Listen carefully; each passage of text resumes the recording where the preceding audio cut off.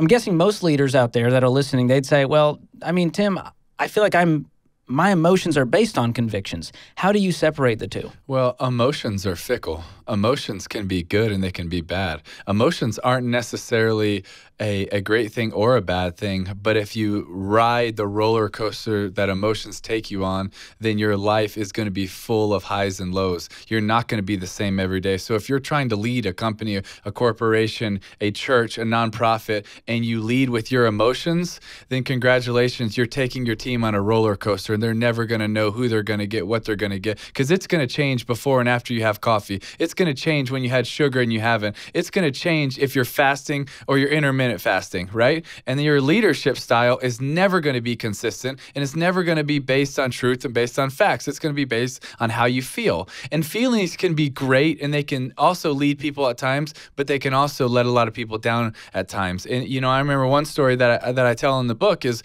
when I go and I'm speaking at the Dallas Cowboys facility, and I walk in and this place is unbelievable. And instantly, instead of letting my convictions lead me, I let my emotions, get to me, because I'm thinking, holy crap, this is unbelievable. I never had a facility like this in any of the teams. I never had a weight room like this. Literally, their weight room for their fans is nicer than any weight room that I've ever had in my entire life. Like, it is unbelievable. And what starts to happen is my emotions start getting to me, and I'm focusing on all the things that I don't have, I wish I had, or the places I wish I could have been or wish I was, rather than the things that I do have and what I'm grateful for. And when your emotions lead you, it can also lead to a lot of insecurities, a lot of bitterness, a lot of jealousy, rather than my convictions of choosing to be grateful for where I am, for what I have, and the opportunity I had that night. And it didn't change. All day I went through that until I'm getting ready to go on stage that night.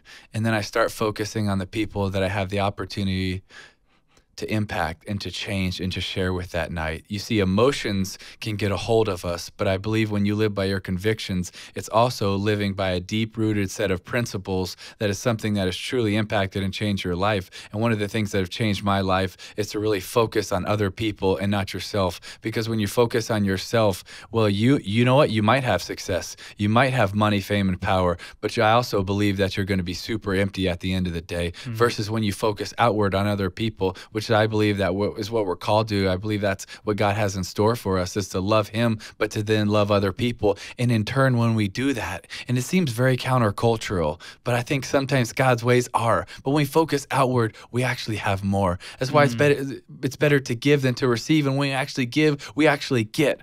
And when you live that, you're like, wait a second, I gave out, but yet I feel like I have so much more. Yeah, man, that's so powerful. And a lot of leaders out there, as they lead their businesses, and we talk about servant leadership as an oxymoron, because if you're in leadership, it's service, which means it's for other people. Should be. And that's what it's all about. And yeah, if you look on Instagram and you start comparing yourself to where this business leader's at and what Elon Musk is up to, and you feel like you're never enough.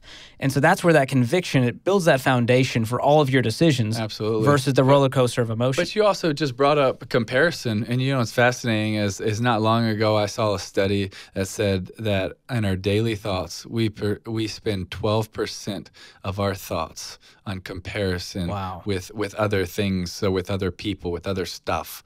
12% of our day. If you're spending 12% of your day in some form of comparison, there's no chance that you have at being your best, at leading your best, at accomplishing the most, at having the greatest form of impact. There's no chance. You know, and that's also just reminds me of why filters are so valuable on social medias, right? Why they keep coming up with new ones. Because it's, how can I show something to other people that isn't really the truth, but just makes me look a little bit better. And then other people watch that and they say, oh, my life isn't like what your filter looks like of your best moment, of your best day, of sort of a real but kind of a fake moment, right? And then it leads to other thoughts of insecurities, of comparison. And now we're teaching our young people, you need to try to be like other people rather than be the best version of yourself. Yeah, man, that facade can be so dangerous. Even in business and leadership. You want your team to think, I've got it all together. And it's such a rabbit hole. And then you hear somebody else, that's some CEO or some leader somewhere, give a quick speech, but you didn't realize the part that wasn't on Instagram before that and after that actually wasn't really good. They clipped it and they brought all his best points together for one. And you're like, man, I can't give a talk like that. But you didn't see all the rest of his talk. You saw the highlight reel. You saw the highlight reel. Yeah, man, that's good. So let's talk about these convictions for the leaders who go, okay, I mean, Tim, I've got my core values. I have a mission statement. How do I get to real convictions?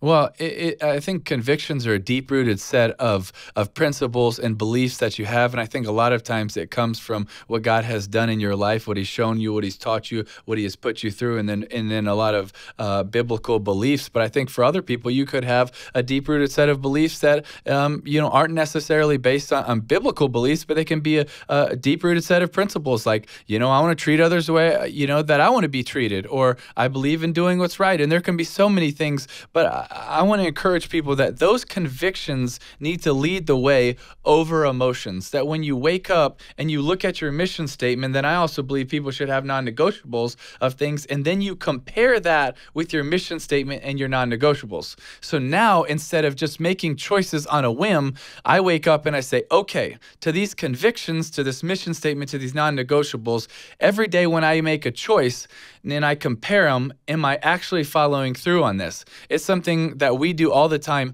and honestly, probably weekly. We look at it. Wow. Our mission statement, our non-negotiables is to bring faith, hope, and love to those needing a brighter day in their darkest hour of need. And then our non-negotiables is that we're believers, we're image bearers, we're on a rescue mission. There's power when we come together, and we can never forget what God has done. And so when we look at those things, we get to compare our choices or our possible choices with that mission statement. And what it does is, one, it makes you articulate what you believe. Then it makes you learn how to be able to dive deeper into those thoughts of what that actually means. It takes you on this even deeper journey of thinking through it. And I think a lot of times we don't actually think through all these things, and we need to take time to really not just compartmentalize it, but let it sink in, let it meditate on it, which meditate just means, it's like a cow chewing its cud. I swallow it, I throw it back up, I swallow it again, I regurgitate it over and over again. That's what we need to do with these convictions that we have, to go through it, to really, why do we understand it? What does that really mean to me? And then we're able to articulate it because we know it better. And then it helps us for mission drift, which is one of the most important things. Because if we don't compare it, what happens is all of a sudden we have 1% off every single day.